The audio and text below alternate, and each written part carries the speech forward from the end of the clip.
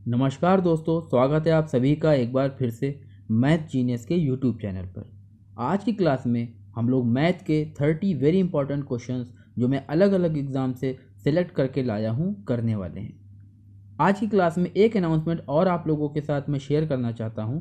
आपको ये बताना चाहता हूं कि आज जब ये आप वीडियो देख रहे हैं तो इसके बाद से आपको रेगुलर मैथ की एक क्लास डेली मिलती रहेगी। अब आपको लोगों को कमेंट में ये बताना है कि आप चैप्टर वाइज चाहते हैं या फिर जैसे ये आज की क्लास मिसलेनियस है ऐसे ही प्रैक्टिस सेट आप चाहते हैं। बात आप लोगों को मुझे बताना है। अब कुछ बच्चे कमेंट कर रहे थे कि सर आप ये बताइए कि आपका नाम मैथ जीनियस है तो आप फिर ये हिंदी क्यों पढ़ा रहे। तो मैं ऐसे सारे बच्चों का कन्फ्यूज़न दूर करना चाहता हूँ कि मेरे भाई एग्ज़ाम में सिर्फ मैथ नहीं आती है, एग्ज़ाम में सारे सब्जेक्ट आते हैं। और मेरा लक्ष्य ये नहीं है कि आप मैथ में अच्छा स्कोर करें, मेरा लक्ष्य ये है कि आप पूरे एग्ज़ाम में अच्छा स्कोर करें जिससे कि आपका सिलेक्शन पक्का हो सके, आपकी एक सरकारी सीट पक्की हो सके। तो ये रही बात उन बच्चों के लिए जो ऐसे कन्फ्यूज़न में है कि चैनल का नाम मैथ जीनियस है और पढ़ा हिंदी भी रहे हैं, ईवीएस भी रहे हैं। तो मैं ये करता रहूँगा क्योंकि मैं चाहता हूँ कि आपकी तैयारी एग्ज़ाम के लिए बहुत अच्छी हो और आपका सिलेक्शन की गारंटी हो सके। तो चलिए शुरू करते हैं आज की क्लास। पहला सवाल दोस्तों हमें दिया गया है कि यदि x बराबर 0.6 तथा 0.02 y बराबर 1 हो तो x प्लस वाई की पावर -1 का मान क्या होगा। देखिए हमसे मान पूछा जा रहा है x प्लस वाई की पावर -1 का। अब x का तो मान हमको दे रखा है 0.6। अब इसमें हमें जोड़ना है इसका मान कहाँ से निकलेगा। देखिए जो संबंध दिया गया उसको देखिए, 0.02 y बराबर 1 लिखा है। मैं ये कहता हूँ अगर आप y को इस साइड भेज दें तो क्या होगा, 0.02 बराबर निकल के आएगा 1/y। यहाँ पर y की घात 1 है। आप जानते होंगे कि जब किसी नंबर को बटे के ऊपर या नीचे लाते हैं तो उसकी घात का चिन्ह बदल जाता है। इसका मतलब अगर इसको ऊपर ले जाके लिखेंगे तो ये बन जाएगा y की पावर -1, जो कि यहाँ पर हमें मान चाहिए। तो y की पावर -1 का मान निकल के आया है 0.02, यानी कि 0.02 यहाँ लिख देंगे। जब आप इसको जोड़ेंगे तो आप पाएंगे कि उत्तर आता है 0.62, यानी कि बी हमारा सही उत्तर हो जाएगा। बहुत इजी क्वेश्चन था। चलिए अगले सवाल को देख लेते हैं। नेक्स्ट क्वेश्चन जो है दोस्तों मिसिंग नंबर से है। ये रीजनिंग में भी इस तरह के सवाल आते हैं और मैथ में भी आते हैं। चलिए देखते हैं इसमें क्या करना होता है। आपको संबंध पहचानना होता है कि एक नंबर से दूसरा नंबर कैसे मिल रहा है। सबसे आसान तरीका क्या है, अब देखिए नंबर बहुत बड़ा है तो या तो वर्ग किया जाता है या तो फिर क्या गुणा होती है। अब 4 से 24 जाने का सिंपल सा फंडा है कि आपने यहाँ क्या होगा, आपने यहाँ पे 6 की गुणा करी होगी, जो पहाड़े से ही समझ में आ रहा है। 4 छंग 24। अब 24 से 120 जाएंगे तो 24 छंग 120 तो होता नहीं, लेकिन क्या होता है 24 पंजे, यानी यहाँ 5 की गुणा करी गई। फिर आप 120 से 480 जाएंगे तो 12 चौका 48, यानी कि यहाँ पे 4 की गुणा करी गई। तो आप देख रहे हैं कि गुणा तो करी जा रही है और नंबर एक एक क्या हो रहा है, कम होता जा रहा है। यानी कि यहाँ पे कैसे आया होगा, इंटू में 3 किया होगा। यहाँ पे कैसे आया होगा, इंटू में 2 किया होगा। तो फिर अगला नंबर कैसे आएगा, इंटू में 1 करेंगे। तो जब आप 2880 में इंटू 1 करेंगे तो 2880 ही आएगा, यानी सही उत्तर हो जाएगा हमारा ऑप्शन सी। चलिए अगले सवाल को देखते हैं। तीसरे नंबर सवाल भी मिसिंग नंबर से ही है। देख लेते हैं इसको क्या संबंध है। यहाँ पर 6 को हटा दीजिए, ये 6 गलत लिखा है। अब देखिए 11 से 23 शुरू है तो 11 का आप देखिए 11 का वर्ग करेंगे तो बहुत ज़्यादा हो जाएगा। गुणा किया गया है, यहाँ पे हमें दिख रहा है कि 11 की 2 गुनी करने के बाद 11 दूना 22 होता है, फिर एक जोड़ा गया है तो 23 आ गया। ये हमने बस एक गेस किया। अब देखते हैं कि ये संबंध आगे लगता है कि नहीं। अब 23 में अगर आप यही चीज़ करते हैं, 23 की 2 से गुणा करेंगे तो 23 दूना 46 और फिर आप 2 जोड़ेंगे तो 48 आएगा, यानी अभी तक तो सही बैठा। फिर देखते हैं 48 दूना कितना होता है 96, और 96 में क्या करा गया है, सॉरी हाँ 48 दूना कितना होता है 96, और फिर क्या करा गया 3 जोड़ा गया है। तो आप देख रहे हैं कि यहाँ पर मल्टीप्लाई करी जा रही है 2 से, और जो जोड़ा जा रहा है वो नंबर एक एक बढ़ता जा रहा है। 48 की 2 से गुणा करी गई और फिर क्या करा गया 3 जोड़ा गया। इसी तरह से यहाँ देखेंगे तो 99 दूना कितना होगा 198, यानी 2 से मल्टीप्लाई करी गई, उसके बाद 4 जोड़ा गया। तो आप देख रहे हैं यहाँ 2 से गुणा 1 जोड़ा, 2 से गुणा 2 जोड़ा, 2 से गुणा 3 जोड़ा, फिर 2 से गुणा करके 4 जोड़ा। अब यहाँ पे क्या होगा 2 से गुणा करके 5 जोड़ा गया होगा। आप चेक कर लीजिए 202 की जब 4 से गुणा होगी तो आएगा कितना, 2 से गुणा होगी तो 404 आएगा, फिर 5 जोड़ने से 409 आएगा। इस बार अगला नंबर कैसे आएगा, इंटू में 2 करेंगे और प्लस में क्या करेंगे 6 जोड़ देंगे। तो जब आप 409 की 2 से गुणा करेंगे तो आ जाएगा कितना 818, और 818 में जब आप 6 ऐड करेंगे तो आएगा 824, यानी कि सही उत्तर हमारा हो जाएगा ऑप्शन सी। ठीक है, अगले सवाल को देख लेते हैं। अगला सवाल हमसे कह रहा है कि 42 के गुणनखंडों की संख्या है। अब देखिए जब भी किसी दिए हुए संख्या के हमें अगर गुणनखंडों की संख्या निकालनी है तो आप मेरे फैक्टर का वीडियो देखिए जाकर, उसमें मैं लिंक लगा दूंगा डिस्क्रिप्शन में। सभी गुणनखंडों की संख्या, गुणनखंडों का योग बहुत अच्छी तरह समझाया गया, आपको समझ में आ जाएगा। फिलहाल इस सवाल का सही उत्तर कैसे आएगा देखिए। सबसे पहले हम क्या करते हैं, हमें करना होता है संख्या के अभाज्य गुणनखंड। तो 42 को अगर देखेंगे तो 6 सत्ते 42 होता है, और 6 का मतलब होता है 2 गुणे 3, तो इसके अभाज्य गुणनखंड हो जाएंगे 2 गुणे 3 गुणे 7। घात की बात करें तो तीनों की घात कितनी लगी, 1।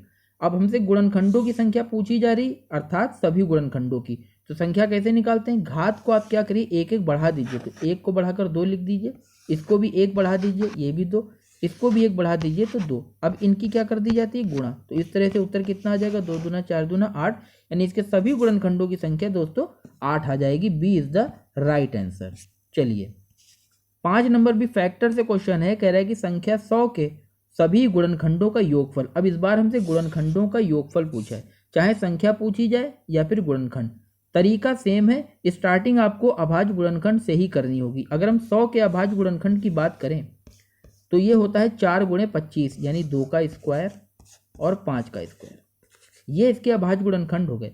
अब अगर हमसे गुणनखंडों की संख्या पूछी जाती तो हम घात में 1 और 1 बढ़ाकर यानी 3 गुणे 3 करके 9 बता देते, लेकिन हमसे पूछा जा रहा है क्या, गुणनखंडों का योगफल। तो योगफल का तरीका क्या है देखिए, हम एक एक बढ़ाकर लिखते हैं। 2 की घात लिखेंगे 3, माइनस का 1 करेंगे और फिर 2 माइनस का 1। ये मैंने सब वीडियो में बताया, वीडियो को प्लीज़ देखिएगा, आप समझ में आ जाएगा। इसी तरह से 5 की घात 2 को क्या करेंगे, 5 की घात 3 माइनस का 1 बटे में 5 माइनस 1। अब इसको आप हल कर लीजिए तो ये बन जाएगा कितना, 8 में से 1 जाएगा 7, 7 बटे में 1 इंटू में ये हो जाएगा 5 का घन करेंगे 125 में से 1 जाएगा 124 और बटे में आ जाएगा 4। जब आप इसको 4 से काटेंगे तो आएगा 4 तियाँ 12 और 4 एकम 4, यानी 7 और 31 की गुणा करेंगे दोस्तों, आ जाएगा 7 एकम 7, 7 तियाँ 21, यानी कि 217 हमारा सही उत्तर आ जाएगा। यानी option C is the right answer for this question. छठे नंबर सवाल में हमसे कह रहे हैं कि दो पूर्ण संख्याओं का गुणनफल 24 है, इन संख्याओं का न्यूनतम संभव योग क्या है। अब देखिए 24 जो है वो गुणनफल दो संख्याओं का है, तो हम चेक करेंगे कि किन किन संख्याओं का गुणनफल बन सकता है। 24 को यदि आप देखें तो आप लिखेंगे सबसे पहले 1 गुणे 24 भी लिख सकते हैं, 2 गुणे 12 भी लिख सकते हैं, 3 गुणे 8 भी लिख सकते हैं और 4 गुणे 6 भी लिख सकते हैं। अब 6 गुणे 4 मत लिखिएगा क्योंकि वो तो आ ही गया। तो ये 4 संभव युग्म हमने बना लिए। हमसे कहा जा रहा है कि इन संख्याओं का न्यूनतम संभव योग क्या है। तो देखिए अगर आप इनको नंबर मानते हैं तो इनका योग तो 25 आ जाएगा, इनका योग आ जाएगा 14, इनका आएगा 11 और इनका आएगा 10। हमसे न्यूनतम पूछा गया था, यानी हमें न्यूनतम योग कितना लेना है, 10। तो ऑप्शन सी हमारा करेक्ट हो जाएगा, यानी कि 10 इनका न्यूनतम संभव योग है। चलिए 7वें नंबर को देखते हैं। हमसे कह रहे हैं कि 30 किनारे और 12 पृष्ठ वाले एक बहुफलक में शीर्ष की संख्या कितनी होगी। दोस्तों ये सवाल आप तभी लगा पाएंगे जब आपको किनारे, पृष्ठ और शीर्ष की संख्या के बीच में संबंध पता हो। देखिए जब भी कोई बहुफलक होता है, जैसे कि घन ले लीजिए, अब इसमें आप देख लीजिएगा कि किसको क्या कहते हैं। देखिए ये जो होते हैं ये होते हैं इनके फलक, यानी कि फेस बोलते हैं इंग्लिश में, तो एफ हो गया।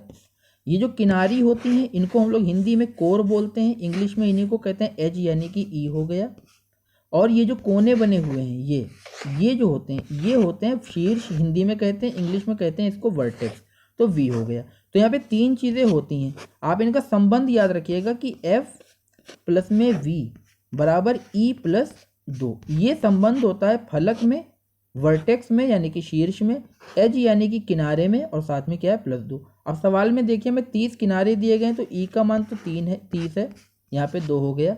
वर्टेक्स यानी कि शीर्ष हमसे पूछे जा रहे हैं, तो वी ऐसे ही रहने दीजिए। और फलक के जो पृष्ठ हैं यानी कि फेसेस जो हैं वो हमें 12 दिए गए हैं, तो यहाँ पे रख देंगे 12। अब आप इसको हल करके निकालेंगे तो देखिए 30 हो जाएगा और ये 12 इधर आएगा माइनस में, 32 में से 32 हो जाएगा, 32 में से 12 जाएगा तो वी का मान निकल के आएगा कितना, 20, यानी कि ऑप्शन सी हमारा सही हो जाएगा। राइट आंसर है 20। चलिए 8वें नंबर सवाल को देखते हैं। 8वें सवाल में हमसे कह रहा है कि दो स्थानों के बीच में दूरी 12 किलोमीटर है, एक मानचित्र का पैमाना 1:25,000 है, मानचित्र पर स्थानों के बीच की दूरी सेंटीमीटर में कितनी होगी। इसका अनुपात का मतलब क्या है? देखिए 1:25,000 का मतलब हुआ कि 1 सेंटीमीटर जो दूरी है वो 25,000 सेंटीमीटर को नापती है। क्योंकि मैप में क्या होता है, मैप तो छोटे होते हैं ना। अब हमें मुंबई से लेकर दिल्ली से बम्बई की डिस्टेंस निकालनी है, मान लीजिए 2,000 किलोमीटर है, तो 2,000 किलोमीटर की स्केल तो ला नहीं सकते, तो हम पैमाने बना देते हैं कि भाई हम 1 सेंटीमीटर को 1 किलोमीटर बोलेंगे, तो इस तरह से हमें 2,000 सेंटीमीटर ही बोलना पड़ेगा। ठीक है, तो ये तरीका होता है मैप के लिए। अब यहाँ पे 1:25 दिया गया है, यानी 25,000 सेंटीमीटर को 1 सेंटीमीटर बोला जा रहा है। और सवाल में जो असली दूरी है यानी कि वास्तविक दूरी है वो है 12,000 किलोमीटर। तो वो सॉरी 12 किलोमीटर। तो 12 किलोमीटर का मतलब होता है 12,000 मीटर, और मीटर में 100 सेंटीमीटर होते हैं, तो 2 और बढ़ा देंगे, तो ये टोटल सेंटीमीटर हो गए। और एक का मान कितना है 25, तो 25,000 से क्या करेंगे, इसको भाग कर देंगे। आप देखेंगे कि 3 0 कैंसिल हो गए यहाँ से, और 25 से आप डिवाइड करेंगे तो 25 चौके 100 और 20 जाएगा 0 के साथ, तो बनेगा 200, 25 अट्ठे 200, यानी एक का मान आ जाएगा 48। तो यही हमारा सही उत्तर है। चलिए, आई होप आप लोगों को समझ में आ रहा है। यदि आपको कोई दिक्कत है तो कमेंट बॉक्स में ज़रूर बताइएगा कि आपको किसी सवाल में यदि कोई परेशानी हुई हो तो। 9 क्वेश्चन में हमसे कह रहा है जब किसी संख्या का आधा भाग 15 से बढ़ जाता है तो परिणाम 39 हो जाता है, मूल संख्या के अंकों का योग क्या होगा? अब मूल संख्या के अंकों का योग आप तभी बताएंगे जब आपको मूल संख्या पता हो। अब सवाल को देखिए, यहाँ पे लगाने की जरूरत नहीं, मैं बोल के सवाल करवा दूंगा। सवाल में कह रहे हैं किसी संख्या का आधा भाग 15 से बढ़ जाता है, यानी किसी संख्या के आधे में जब 15 जोड़ते हैं तो 39 आता है। इसका मतलब यह है कि आप अगर 39 में से 15 घटा दें तो वापस से संख्या के आधे पे पहुंच जाएंगे। तो आप 39 में से 15 को माइनस करिए, कितना आ जाएगा 4 और 2। सवाल में कह रहे थे कि आधे भाग में जब 15 जोड़ते हैं तो 39 आता है, तो हमने 39 से 15 घटा के वापस आधे भाग पे आ गए। तो आधा भाग अगर 24 है तो पूरा भाग कितना हुआ 48 हुआ, यानी कि मूल संख्या कितनी होगी 48। सवाल में हमसे अंकों का योग पूछ रहा है, वो कितना आएगा 12, यानी option D is the right answer. चलिए 10 नंबर सवाल को देखते हैं। सवाल में कह रहा है कि 100 माइनस 300 का 20% का 40% बराबर है। इस सवाल को लगाने के लिए आपको दो बातें पता होनी चाहिए। एक तो ये कि जब सवाल में ब्रैकेट दिया हो तो सबसे पहले ब्रैकेट को सॉल्व करेंगे। दूसरी बात ये कि ये जो हिंदी में का लिखा है ना, इसका मतलब होता है मल्टीप्लाई। तो अपने सवाल कैसा बन जाएगा, 100 माइनस 300 इंटू में 20% बन जाएगा, और बाहर बन जाएगा इंटू में कितना 40%।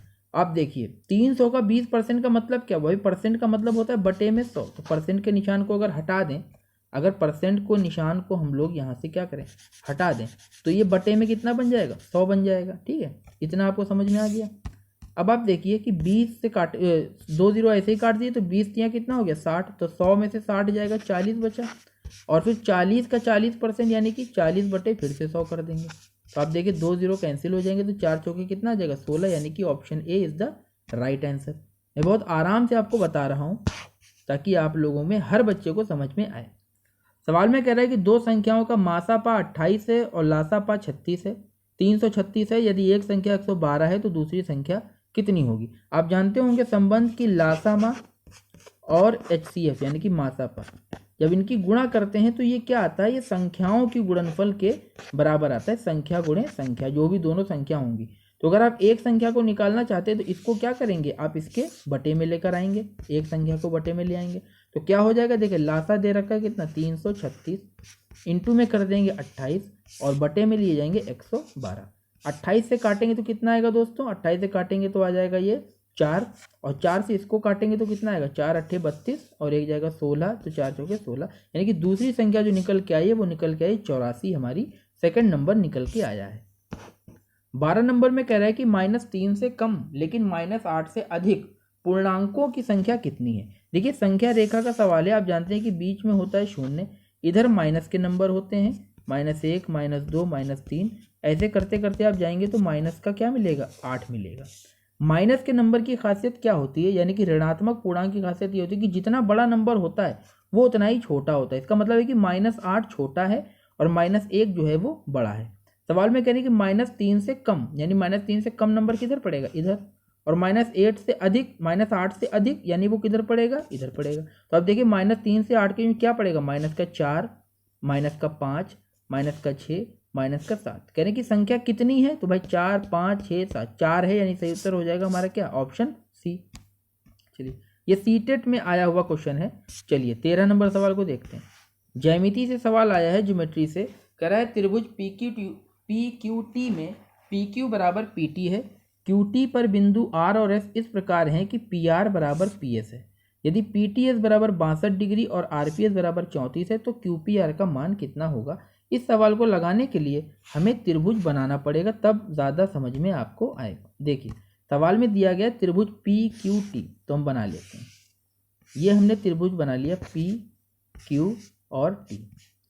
इसमें PQ और PT बराबर हैं, यानी कि ये बराबर, इसका मतलब हुआ कि ये कोण भी क्या है, आपस में बराबर है।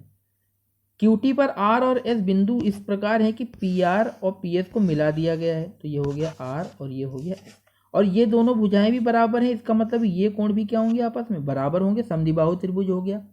सवाल में कह रहा है कि PTS 62 है, यानी इस कोण का मान, देखिए PTS कहाँ होगा, P ये है, T ये है, S ये है, यानी कि PT और S, इस कोण की बात कर रहा है। ये कोण दे रखा सवाल में कितना, 62 डिग्री, इसका मान 62 है। और RPS बराबर 34 है। RPS कहाँ है, ये कोण है, R से P जाओ और फिर P से S आओ, तो RPS कहाँ है, ये कोण दे रखा है कितना, 34। ठीक है, अब सवाल में कह रहा है QPR का मान बताओ, QP और R, तो QPR का मतलब है इस कोण का मान हमसे पूछा जा रहा है। अब इसको कैसे लगाएंगे, देखिए मैं ये कह रहा हूँ कि अगर ये 62 डिग्री है तो भाई ये भी तो 62 डिग्री होगा, तो इसका मान तो हो गया कितना, 62 डिग्री।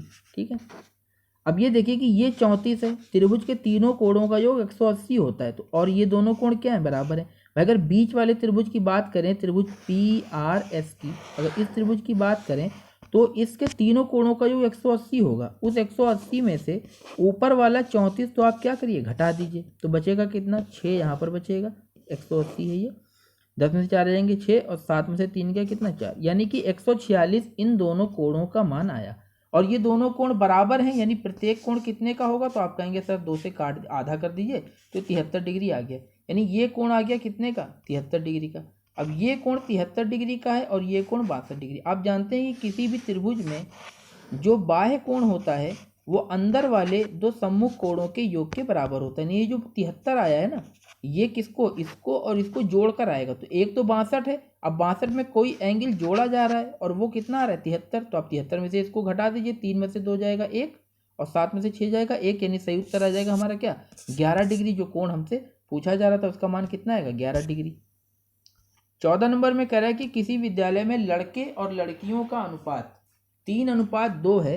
यदि 20% लड़के तथा 25% लड़कियां वयस्क हों तो विद्यालय में कितने % विद्यार्थी अवयस्क हैं। इस सवाल को करने का दोस्तों सिंपल तरीका जो होता है, देखिए आप मुझे ये बताइए कि अगर 20% लड़के वयस्क हैं तो मैं कह सकता हूँ कि 80% जो होंगे वो अवयस्क होंगे, और 25% लड़कियां वयस्क हैं, यानी कि 75% लड़कियां जो हैं वो अवयस्क होंगी। एक तो ये बात पता कर ली। अब देखिए अनुपात हमें दे रखा है लड़के और लड़कियों का, तो मैं कह सकता हूँ कि 3 लड़के हैं और 2 लड़कियां हैं। अब दिक्कत यह है कि 3 लड़के में 80% निकालना बड़ा मुश्किल है, तो मेरा सिंपल सा तरीका ये कहता है कि भाई 3 और 2 दे रखा ना, आप इसको क्या मान लो, आप इसको 30 और 20 ले लो, आप इसको क्या मान लो, 30 और 20 मान लो। सिंपल तरीका, आप कहो कि 30 लड़के हैं और 20 लड़कियां हैं। अगर 30 लड़कों में से 80% अवयस्क हैं तो अवयस्क लड़के कितने हो जाएंगे, बॉयज़ की बात करें अवयस्क यानी कि जो अवयस्क हैं, इमेच्योर हैं, कितने हो जाएंगे, तो आप कहोगे 30 का 80% निकालो, 3 अट्ठे कितना आएगा, 24। डायरेक्टली क्या करो भाई, देखो 30 का अगर हमें 80% निकालना है तो ये दिमाग में सोचो कि जब परसेंट का बटे में 100 लगाएंगे तो उसके दोनों जीरो तो यहीं से कैंसिल हो जाएंगे, 3 अट्ठे 24 आएगा, तो अवयस्क लड़के कितने आ गए, 24। इसी तरह से अवयस्क लड़की निकालेंगे तो 75% निकालना है, तो 20 का 75% कैसे निकलेगा, 75% का मतलब होता है 3/4, 20 का 3/4 करेंगे कितना आ जाएगा, 5 3 15, यानी 15 लड़कियां जो हैं वो क्या आ गई, अवयस्क आ गई। अब 24 लड़के अवयस्क हैं और 15 लड़कियां अवयस्क हैं, तो कुल मिला के 39 बच्चे जो हैं, यहाँ पे लिख रहा हूँ देखिए 39 बच्चे अवयस्क हैं, और हमसे परसेंटेज में पूछा जा रहा है, तो 39 बच्चे कितने में से, टोटल बच्चे कितने हो गए 50, भाई 30 और 20 माना ना, तो 50 में से 39 अवयस्क हैं, और प्रतिशत के लिए हम क्या करेंगे 100 से मल्टीप्लाई, 50 से आप काटेंगे तो 2 आएगा, और 39 दूना कितना होता है 78, यानी सही उत्तर हमारा निकल के आएगा क्या, ऑप्शन बी, यानी कि 78% इसमें अवयस्क विद्यार्थी हैं। चलिए अगले सवाल को देखते हैं। 15 में कह रहा है कि 2 समान लंबाई की रेलगाड़ी जिनकी चाल 92 किलोमीटर प्रति घंटा तथा 72 किलोमीटर प्रति घंटा है, एक ही दिशा में जा रही हैं, यदि कम चाल वाली गाड़ी को अधिक चाल वाली गाड़ी 54 सेकंड में पार कर लेती है तो रेलगाड़ियों की लंबाई क्या होगी। यहाँ पे आपको ये बात ध्यान रखनी है कि जब एक ही दिशा में दो वाहन चलते हैं तो जब किसी चीज़ को पार करेंगे तो आप चालों को क्या करिए, घटा दीजिए। जब विपरीत दिशा में जाए तो जोड़ दीजिए। तो यहाँ पे एक 92 से जा रहा है और एक जा रहा है 72 से। तो हमारे लिए सवाल में जो आंसर निकालने के लिए हम स्पीड इस्तेमाल करेंगे वो निकालेंगे कैसे, 92 में से 72 को माइनस कर देंगे, आ जाएगी कितनी, 20 किलोमीटर प्रति घंटा। ये आ गई हमारी चाल। अब पार करने का मतलब समझ लीजिए, जैसे मैं यहाँ पे एक रेलगाड़ी बना रहा हूँ, एक ये रेलगाड़ी है जिसको पार करेगी और ये दूसरी रेलगाड़ी है। मान लीजिए ये ए है और ये बी है। अगर मैं कहता हूँ कि बी ने ए को पार किया तो पार करने का मतलब यही तो हुआ कि चलते चलते यहाँ पर पहुँच जाएगी। जब यहाँ पर पहुँचेगी बी तभी तो आप कहोगे कि बी ने ए को पार कर लिया। आप ये बताइए कि बी ने जब इसको पार करा तो इस बिंदु को देखिए, इसके मुंह को देखिए, स्टार्टिंग जो इंजन होगा जहाँ पर, ये यहाँ से लेकर यहाँ गया है। यहाँ से यहाँ जाने में इसने कितनी दूरी चली, तो आप कहेंगे सर यहाँ से यहाँ तक चली, ये तो उसकी खुद की लंबाई है। और यहाँ से यहाँ तक चली जो कि क्या है, पहले वाली ट्रेन की लंबाई है। तो आप याद रखिएगा कि जब ट्रेन किसी चीज़ को पार करती है तो वो उसकी लंबाई तो चलती ही है, साथ में अपनी लंबाई को भी उसे चलना पड़ता है। ठीक है, ये बात आपको याद रखनी। तो जब 54 सेकंड में उसने पार किया तो 54 सेकंड में चली गई जो दूरी होगी वो उस ट्रेन की भी लंबाई होगी और प्लस में उसकी खुद की भी लंबाई होगी। आप ये बताइए कि 20 किलोमीटर प्रति घंटा की चाल है, इसको हटा देते हैं, 20 किलोमीटर प्रति घंटे की चाल है, इसको 5/18 से मल्टीप्लाई कर दिया तो अब ये बन गई मीटर पर सेकंड। मीटर पर सेकंड का मतलब हुआ कि एक सेकंड में वो इतने मीटर चलेगी। अगर एक सेकंड में इतने मीटर चलती है तो 54 सेकंड में कितना चली होगी, आप मल्टीप्लाई 54 से कर दीजिए। भाई स्पीड ये है, ये टाइम ये है, तो डिस्टेंस बराबर क्या होता है, स्पीड इनटू में टाइम, यानी कि दूरी बराबर चाल गुणे समय। तो आप काटेंगे तो 18 से 18 तियाँ 54 आएगा। अब देखिए 5 तियाँ 15, 15 दूनी 30, यानी कुल जो दूरी इसने चली है वो चली है 300 मीटर। अब मैं आपको ये बता रहा हूँ कि जो 300 मीटर चली है उसमें इसकी खुद की भी लंबाई है और जिसको पार किया उसकी भी लंबाई है। और सवाल के हिसाब से दोनों की लंबाइयाँ समान हैं, यानी 300 में दोनों समान समान बांटेंगे तो 150 मीटर निकल के आएगा। यानी एक रेलगाड़ी की जो लंबाई आएगी वो आएगी 150 मीटर। ऑप्शन 2 हमारा राइट आंसर हो जाएगा। चलिए अगले सवाल को देखते हैं। बीजगणित का बहुत ही आसान सवाल है लेकिन एग्जाम में पूछा जाता है। हमें कह रहे हैं कि a-3 का स्क्वायर प्लस b-4 का स्क्वायर प्लस c-9 का स्क्वायर बराबर 0 हो तो a प्लस बी प्लस सी का स्क्वायर क्या होगा। देखिए ऐसे सवालों को कैसे करते हैं, आप ये बताइए। आप ये तो जानते होंगे कि किसी संख्या का जब वर्ग किया जाता है, किसी संख्या का जब वर्ग किया जाता है तो हमेशा हमें धनात्मक मिलता है, ये तो कन्फर्म हो गया। अब आप ये मुझे बताओ कि अगर यहाँ पे 3 चीज़ें लिखी हैं, तीनों धनात्मक हैं और उनको जोड़ा जा रहा है, तो अगर 3 धनात्मक चीज़ों को जोड़ेंगे और 0 आ रहा है, ऐसा सिर्फ तभी हो सकता है जब ये भी 0 हो, ये भी 0 हो, ये भी 0 हो। इसका मतलब ये हुआ कि दिए गए सवाल में जो तीनों ब्रैकेट लिखे हैं ना, इन तीनों का मान 0 है। तो अगर इसका मान 0 है तो ये हमें ये दर्शाता है कि ए का मान 3 रहा होगा, भाई तभी तो 3 में से 3 कट के 0 आएगा। बी का मान इसी तरह से 4 आएगा, सी का मान इसी तरह से 9 आएगा। इस तरह के सवालों में आप डायरेक्टली ए बी सी के मान निकाल सकते हैं। अब सवाल में हमसे पूछा जा रहा है कि a प्लस बी प्लस सी का स्क्वायर क्या है, तो आप क्या करिए, इन तीनों को जोड़ दीजिए। 3 + 4 + में 9 और वर्ग कर दिए, जोड़ेंगे तो आएगा दोस्तों कितना, 9 4 13, 13 3 16, यानी कि 16 का वर्ग निकालना है जो कि कितना आता है 256, यानी कि ऑप्शन डी हमारा सही हो जाएगा। ये इस तरह से सवाल लगाए जाते हैं। आइए ऐसा ही एक और क्वेश्चन हम लोग देखते हैं।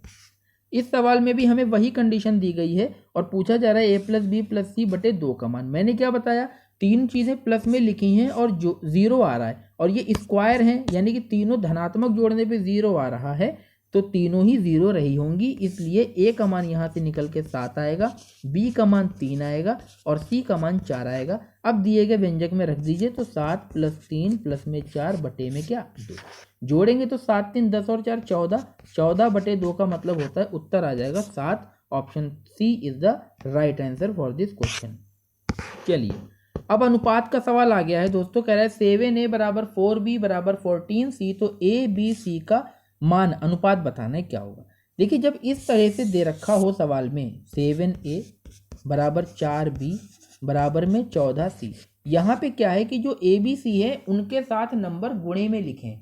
एक बार होता है कि बटे में लिखे हो, एक होता है कि गुणा में। जैसे यहाँ गुणा में लिखा है, जब गुणे में दिया हो तो आप क्या करिए, जो अंक दिए हैं 7, 4, 14, आप इनके लासा से भाग कर दीजिए। 7, 4 और 14 का लासा जब आप निकालेंगे तो 28 आएगा। तो आप क्या करिए, तीनों में 28 का भाग लगा दीजिए। इससे आपका सवाल बहुत ही ज़्यादा सरल हो जाएगा। 28 से भाग लगाने पे 7 चौके 28, 4 सत्ते 28 और 14 दूनी 28, यानी ये आ गया आपका A/4 बराबर B/7 बराबर C/2। अब जब बटे में नंबर लिखे होते हैं तो आप ये जान लीजिए कि A/4 का मतलब है कि A का मान 4 है, B का मान 7 है और C का मान 2 है। इसलिए ABC का अनुपात आएगा 4:7:2, यानी कि ऑप्शन C हमारा सही उत्तर हो जाएगा। ठीक है, तो जब भी साथ में नंबर लिखे हों तो आप उनको क्या करिए, लासा से भाग करके बटे में ले आइए, क्योंकि बटे में जो नंबर होते हैं वही वास्तव में उनके मान होते हैं। चलिए, अब ये कैलेंडर से सवाल आ गया है। पिछले साल यूपी टेट में क्वेश्चन भी ऐसा आया था, और कैलेंडर की वीडियो जिन लोगों ने नहीं देखी वो पहले जाकर देखें, वहाँ आपको बहुत अच्छी तरह से समझाया गया है। फिलहाल इस सवाल को लगाते हैं, देखिए कैसे लगेगा। यहाँ पे मैं कॉन्सेप्ट नहीं बताऊंगा, आप उस वीडियो को देख सकते हैं। फिलहाल ये सवाल लगा के दिखाते हैं। देखिए, 15 अगस्त 1947 को कौन सा दिन था पूछा जा रहा। तो मेरे भाई 1947 तो अभी चल रहा है ना, मैं ये कह सकता हूँ कि 1946 तक क्या है, वर्ष पूरे हो चुके हैं। फिर हम क्या करते हैं, इसको तोड़ते हैं। कैसे, 1600 और प्लस में क्या करेंगे 300 और प्लस में क्या करेंगे 46। ऐसा इसलिए करते हैं क्योंकि 1600 में कोई ऑड डे नहीं होता। सारा कॉन्सेप्ट ऑड डे का होता है। कैलेंडर में दिन निकालने के लिए ऑड डे का कॉन्सेप्ट लगाते हैं। तो 1600 में कोई ऑड डे नहीं होगा। जो बच्चे पढ़े होंगे, जिन्होंने वीडियो देखा होगा, वो जानते होंगे कि 300 में एक ऑड डे होता है। और 46 ये जो वर्ष आए हैं, इनमें कुछ लीप वर्ष होंगे, कुछ सामान्य वर्ष होंगे। तो कैसे पता करेंगे, आप 4 से भाग लगाइए।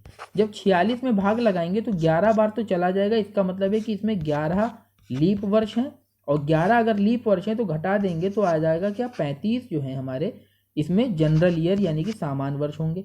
एक लीप वर्ष में 2 एक्स्ट्रा दिन होते हैं, यानी कि 11 दूना 22 ऑड डे यहाँ से निकल के आए। और एक सामान्य वर्ष में एक ऑड डे होता है, तो 35 वर्षों में 35 ऑड डे यहाँ होंगे। अब 7 दिन के बाद ऑड डे आता है, तो 35 तो 7 से पूरा कटेगा, यानी यहाँ तो कोई ऑड डे नहीं मिला। और इस 22 में से भी 21 को आप हटा दो, यानी इस 22 की जगह पर भी हम लिख सकते हैं कि एक ऑड डे है। तो कुल मिला के यहाँ से एक और यहाँ से एक, हम ये कह सकते हैं कि 1946 तक हमें सिर्फ 2 ऑड डे मिले हैं। हमें क्या ध्यान रखना है, इस कैलकुलेशन को मैं हटाने जा रहा हूँ। 1946 तक हमें 2 ऑड डे मिले हैं, ये बात आपको ध्यान रखनी है। अब आगे बढ़ते हैं। देखिए, 1946 तो पूरा हो गया। अब 1947 शुरू होगा, तो 1 जनवरी 1947 से 15 अगस्त 1947 तक हम लोगों को जाना है। तो 1 जनवरी से कहाँ तक जाना है, 15 अगस्त तक। अब इसमें क्या होगा, जनवरी आएगी। तो अब देखिए, जनवरी में ऑड डे कितने होते हैं, 3। भाई 31 दिनों का होता है, 7 चौके 28 चला जाएगा, 3 बचेंगे। तो जनवरी में 3 ऑड डे। फरवरी 1947 की नॉर्मल होगी, लीप वर्ष तो है नहीं, तो कोई ऑड डे नहीं होगा, 7 चौके 28 हट जाएगा। मार्च में 31 दिन होते हैं, 3 आएगा। अप्रैल में 30 दिन आते हैं, तो 2 ऑड डे। मई में 31 दिन होते हैं, तो 3 ऑड डे। जून में 30 होते हैं, तो 2 ऑड डे। और जुलाई में 31 होते हैं, तो 3 ऑड डे। और अगस्त में हमें सिर्फ 15 दिन लेने हैं, क्योंकि सिर्फ 15 अगस्त तक ही हमको जाना है। कितने ऑड डे निकलेंगे, देखिए। अब यहाँ पर भी आप देखिए, 15 में से तो आप हटा ही दो, क्योंकि 15 में 14 हटा दो, कितना बचा, 1 बचा। ठीक है, तो 1 और 3 4 और कितना हो जाएगा, चलिए आप सबको जोड़ लीजिए। तो 3 3 6 और 2 8, 8 और 2 10, 3 13 और 3 16, 16 और 1 कितना हो गया, 17। 17 का मतलब हुआ 7 दूने 14, हटा दो तो बचा कितना, 3।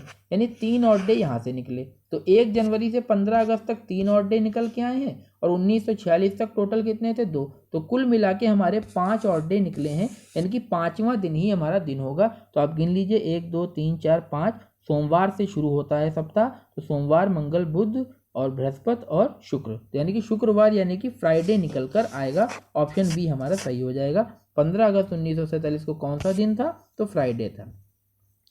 अब हमसे पूछ रहा है कि 15x³ y की घात 4 और 12x² y की घात 5 का लासा क्या होगा।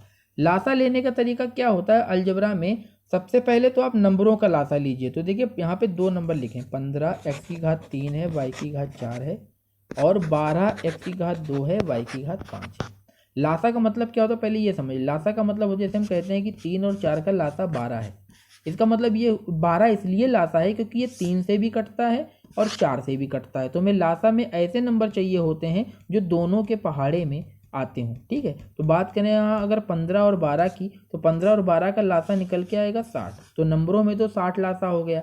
अब व्यंजक में देखते हैं तो एक्स क्यूब और एक्स स्क्वायर, तो हमें बड़ी घात लेनी होती है यानी कि एक्स क्यूब आएगा। और वाई की घात 4 और वाई की घात 5 में वाई की घात कितना आएगा, बड़ी घात क्या है 5। तो 60 एक्स क्यूब वाई की घात 5 हमारा उत्तर होगा, यानी कि option C is the right answer. जब मासा की बात होती है तो हमें छोटी घात लेनी होती है। चलिए 21 में कह रहा है कि प्रथम 100 प्राकृतिक संख्याओं का योग क्या है। तो प्राकृतिक संख्याओं के योग का फॉर्मूला आपको पता होना चाहिए, क्या होता है n+1/2। मतलब ये होता है कि जितने नंबर आपसे कहे गए आप उसको लिखिए, उससे अगला नंबर लिखिए और बटे में 2 कर दीजिए। जब इसको काटेंगे 2 से तो 50 आएगा और 50 की 101 से गुणा करने पर 50 आएगा। ठीक है, सही उत्तर हो जाएगा ऑप्शन 1। 101 से जब भी किसी नंबर को गुणा करते हैं तो वो रिपीट होने लगता है, मतलब 20 से करेंगे तो 20 आएगा, 25 से करेंगे तो 25 आएगा।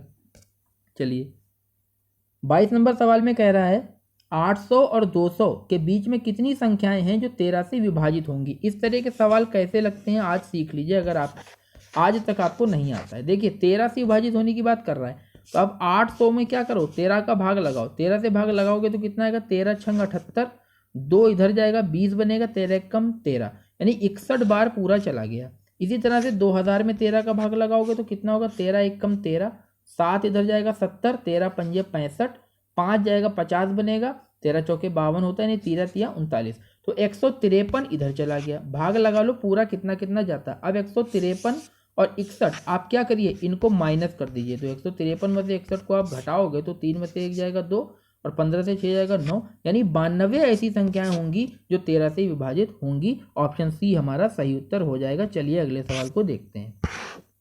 23 नंबर में कह रहा है कि 3, 5 के प्रत्येक पद में क्या जोड़ा जाए जिससे अनुपात 2, 3 का हो जाए। तो इसको तो आप ऑप्शन से भी कर सकते हैं और वैसे भी कर सकते हैं। देखिए ऑप्शन से अगर करें तो मान लीजिए 6 को चेक करना है, तो आप अनुपात में 6 जोड़ोगे तो आएगा 9 और 5 में जोड़ेंगे तो 11। तो 2, 3 तो नहीं आ रहा है, ये गलत है।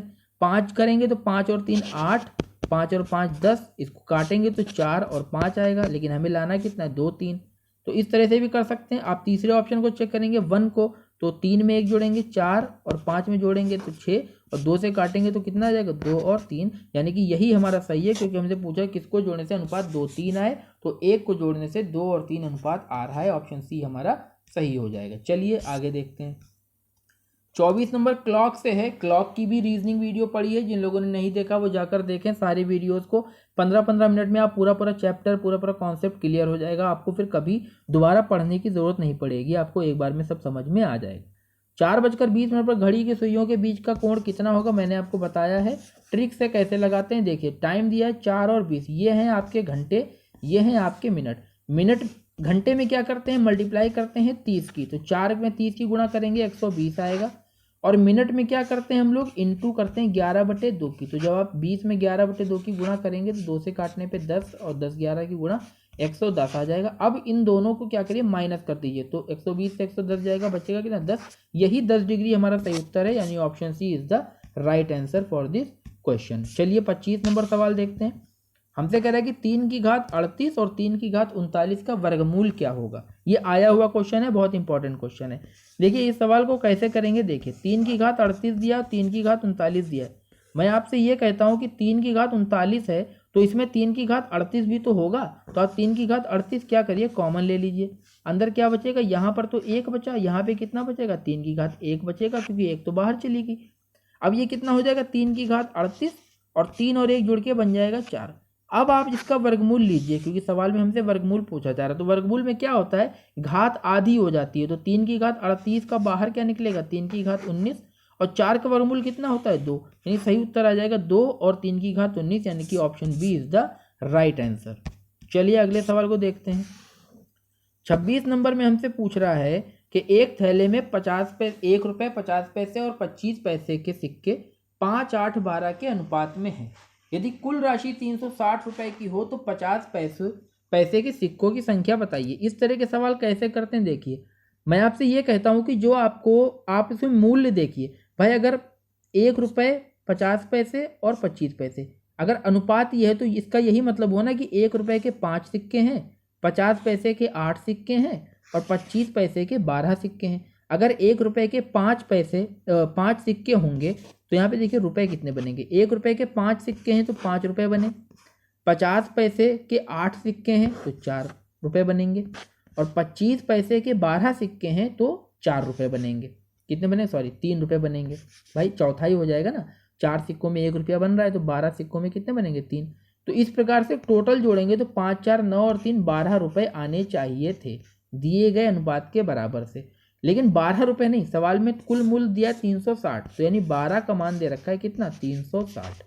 1 का मान कितना हो जाएगा, तो 12 3 36 और 1 0, यानी 1 का मान 30 है। सवाल में हमसे पूछ रहा 50 पैसों के कितने सिक्के हैं, तो सवाल के हिसाब से तो 8 हैं, लेकिन 1 का मान 30 है तो क्या करेंगे, 30 में 8 की गुणा कर देंगे तो कितना आ जाएगा, 240 इसका सही उत्तर हो जाएगा। आप 30 की गुणा 5 में कर दीजिए तो 150 आएगा, तो 1 रुपये के 150 सिक्के।